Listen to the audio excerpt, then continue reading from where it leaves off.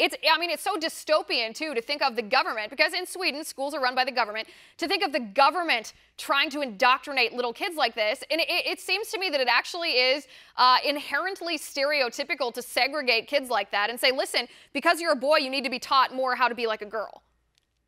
Yeah, I mean, so it's amazing. While they're trying to avoid sex stereotypes on the one hand, they're doubling down on sex stereotypes by teaching boys how to engage in stereotypically feminine activities and teaching girls in how to engage in stereotypically masculine activities. What we want to do here is say men and women are equal, boys and girls are equal, but we also have different personality traits, different gifts, and we should let people live out who they are without trying to shape them into what we think is the stereotypical way or the anti-stereotypical way that they're supposed to behave.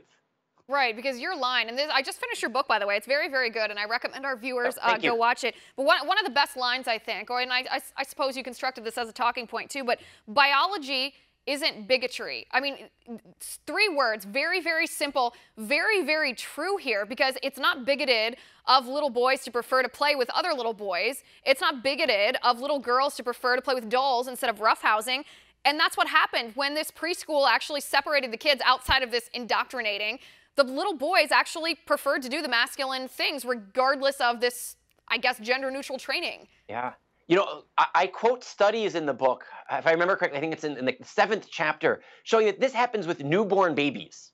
There are scientists that have showed that 1-day-old babies, the boys have more interest in looking at mobiles and other geometric shapes, and baby girls have more interest in looking at human faces. So if this is all a social construct, then it's a social construct from day one.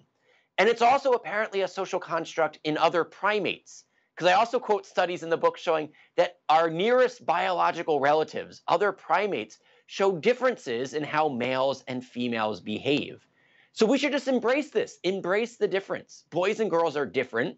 We don't have to socially engineer them to be the opposite sex or to engage in stereotypical or anti-stereotypical behavior. Just let them be themselves. Enough with the government engineering of little kids.